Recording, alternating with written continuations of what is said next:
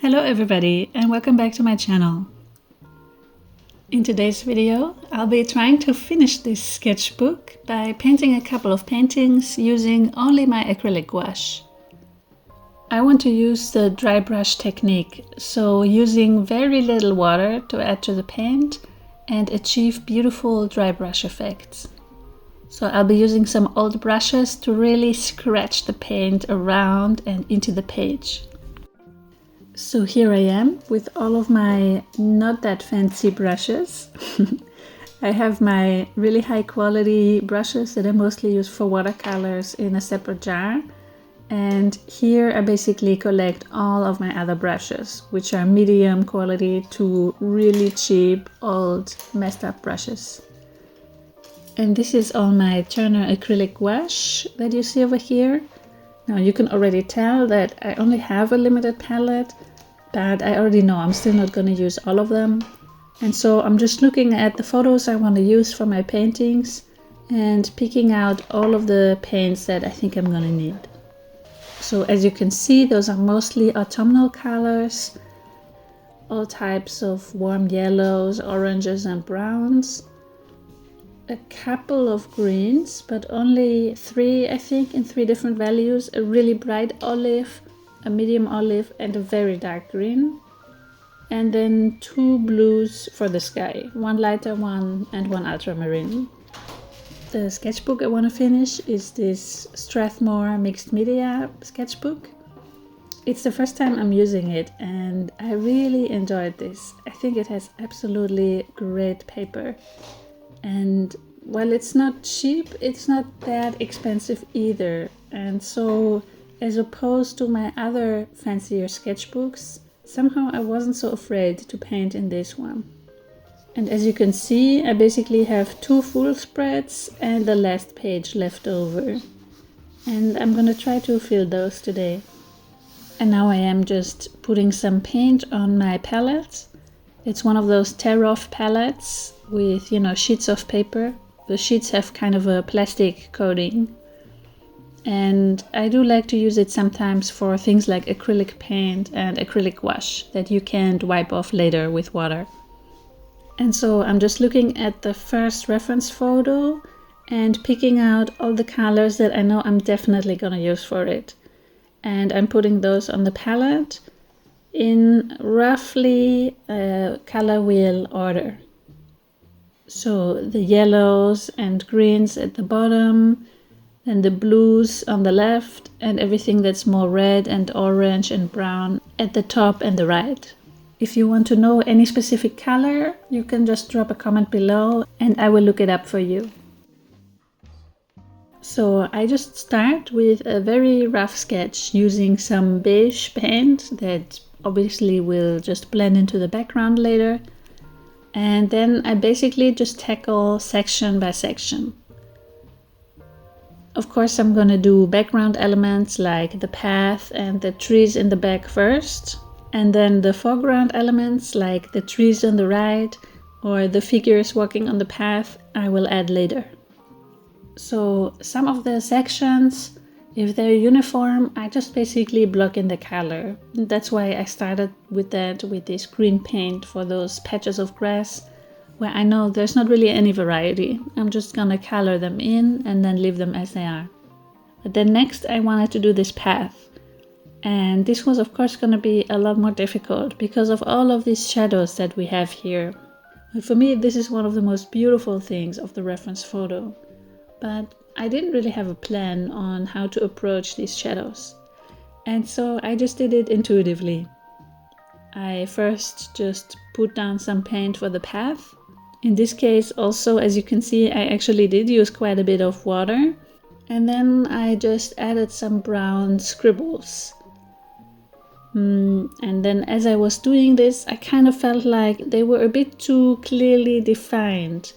And so I did decide to add some water on this first layer to blur them out a bit and then add more contrast on top of them later.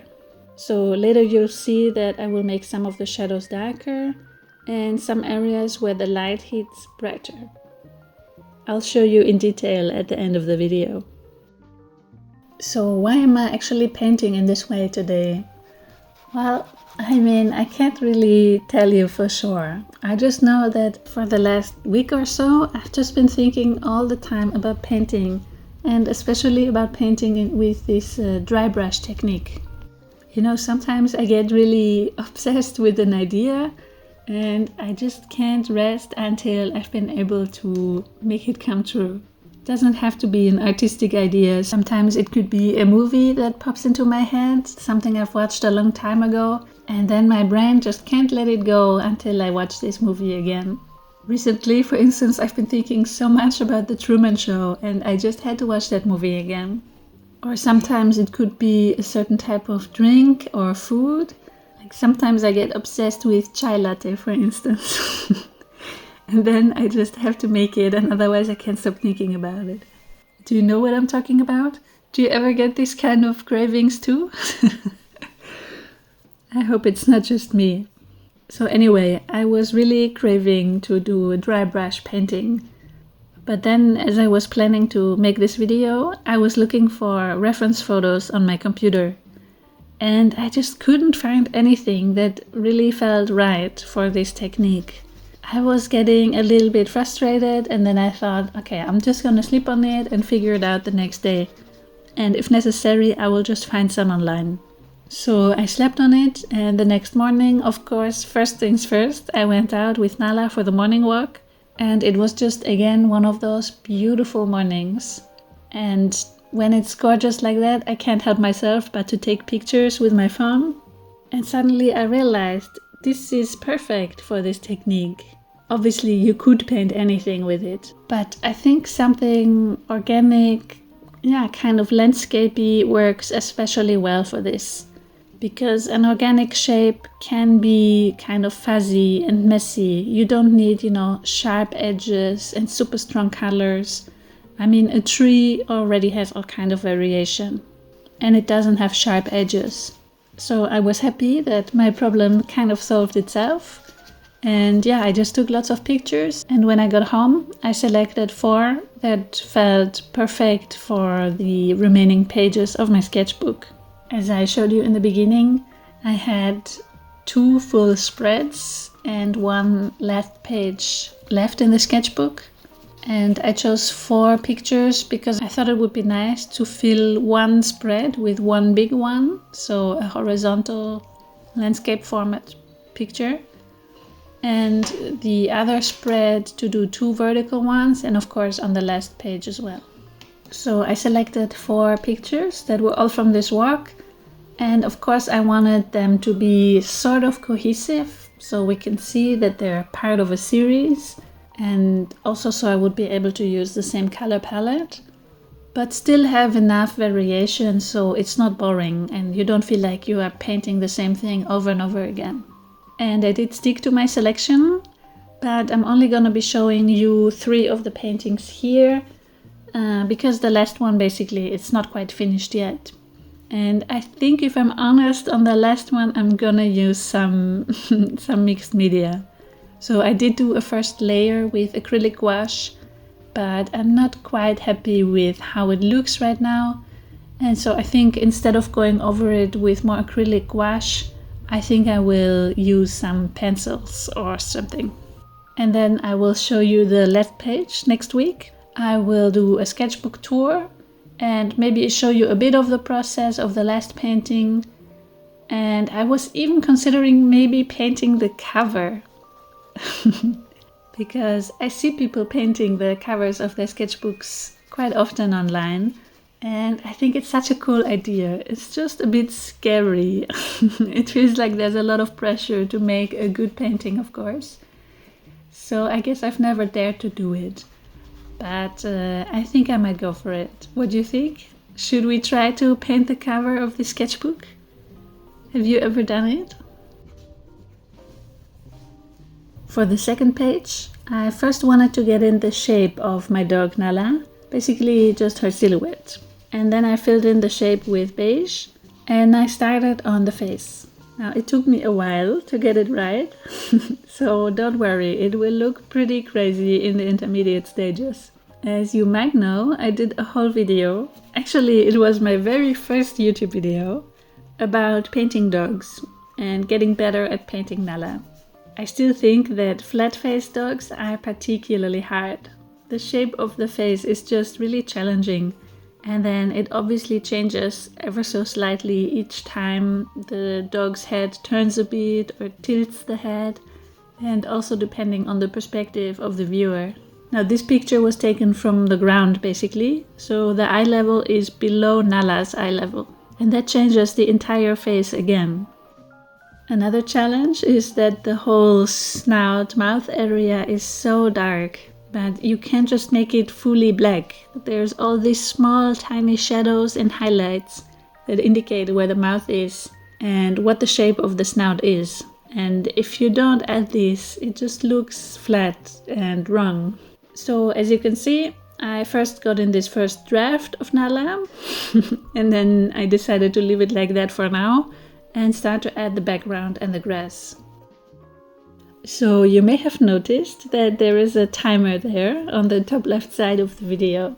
It's because lately I've noticed that I got back into old habits of overworking my sketches. Personally, I find that the best way for me to achieve looser, more expressive strokes is to force myself to work faster. I figured this out when I was often joining these online live drawing sessions, either doing portraits or full figures of people, where you often have really short times only to do these sketches.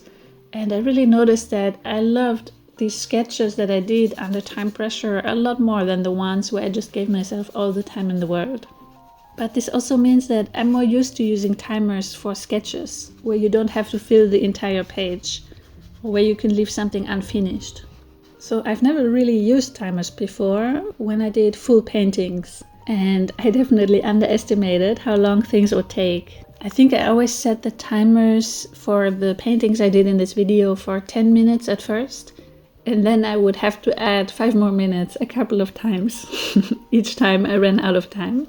To be fair, I do think that the dry brush techniques makes everything take way longer too, as I have to constantly reload the brush. You know, I can't fill any area quickly. So I didn't really stick to the times. You can see me resetting the timer a few times. But in the end, I still think it helped me to work faster because I knew that the time was running out and I was pushing myself to fill the page quickly. Now, if you've ever tried to paint grass, you might know that it's actually surprisingly hard to paint. You know, most beginners just paint everything green, and that is what I used to do too. But then you start to see that grass doesn't really look like that. And so anyway, over time I've learned a few lessons about it that I'm happy to share with you, of course. First of all, grass is almost never just a pure, vivid green. I usually like to go with a more muted green, so one that has some orange in it, like an olive green. But even if you have some perfectly manicured lawn type of grass, there are shadows. And I don't mean the big shadows, but the teeny tiny ones between all the blades of grass. So I think the best way to get it looking more realistic is to put a darker green underneath and then paint the actual blades of grass on top. Make some blades of grass more medium green and some very bright. And you might also want to add some darker vertical brush strokes in between, again, to add the shadows. Those darker ones should never be the top layer, of course, because, you know, the shadow should always be behind the bright blades of grass. And if there is an area that is really brightly lit, like that grass in the background that we only see far away, I would say add some bright yellow to it rather than using pure green. And depending what time of the day it is, if it's more golden hour type of light, really golden, then make sure you add some warm yellow to your green. Now here in this case it's autumn, so you can see on the picture that there's all kind of leaves as well. And maybe you noticed that I basically added some autumn leaves in brown and red underneath the grass that I painted. So I just made some of these brown and red kind of dots and shapes, and then I painted all of the grass on top. And now in the end, they just barely peek through the grass. And I think it looks quite good. And then I went to the left side again and I added some rim lighting to the figures. Rim light is that light that you see when someone gets lit from the back, and it basically makes their silhouette bright. It's really effective to show where the light is coming from, and it can give your painting an evening or morning vibe, because you only get rim lighting when the sun is deep on the horizon, of course. And then, unfortunately, it was getting really dark outside, even though it was only about 4 p.m. So I had to stop filming and continue the next day. I hope I was able to correct a bit the brightness of this footage, but if it's a bit dark, then I apologize.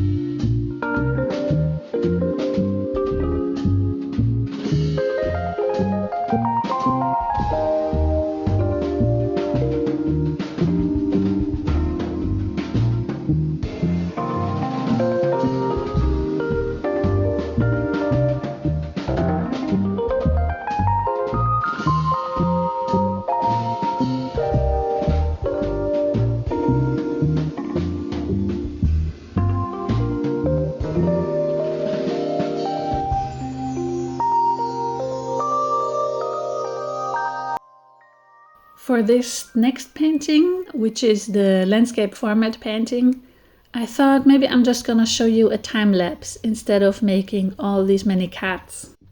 And this way you can just see the entire process of this painting.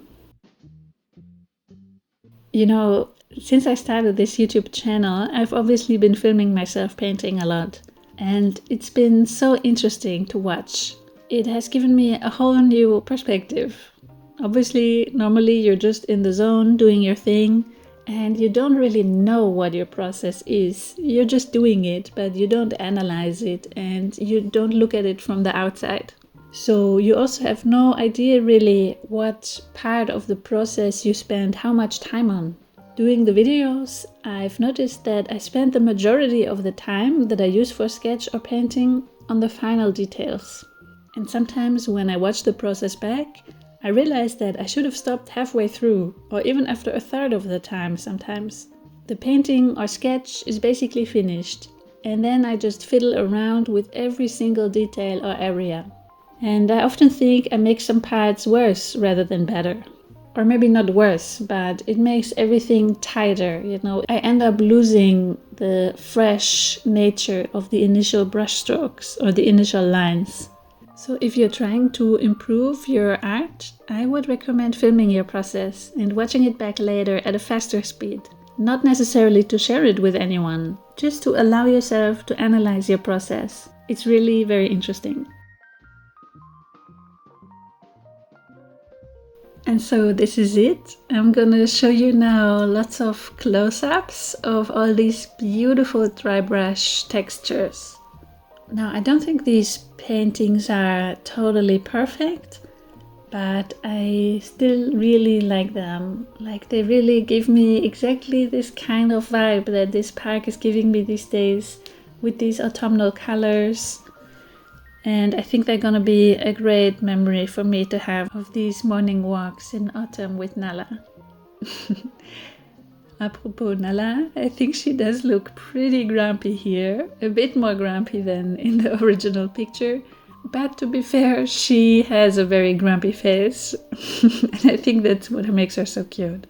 So looking at this painting of her, I definitely always have to smile, and if that's not success, then I don't know what is. And I really like how the grass turned out in the end. And I also very much like the shadows that I already told you, where I added some of these white dry brush highlights. Another favorite part of mine are those trees on the right, those textures. I just think it's so good. It works so well for tree bark. But just in general, I just really love these textures on these paintings, whether it's the trees, the floor, the sky. Yeah, I mean, I definitely scratched that itch in that craving that I had. I think the landscape painting maybe turned out a bit too dark somehow, but I still like it. Now, what did you think, guys? Which one is your favorite? I'm definitely super curious to know what you think, as always.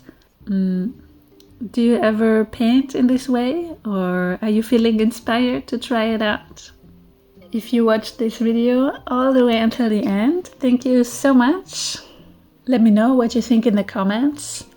Of course, every like, comment, share really helps me out and makes me really happy and motivates me to keep making these weekly videos. If you haven't subscribed yet, then please consider doing so and hit the bell so you never miss out on my weekly new art videos. I hope to see you next week for the full sketchbook tour. Stay creative. So long and take care.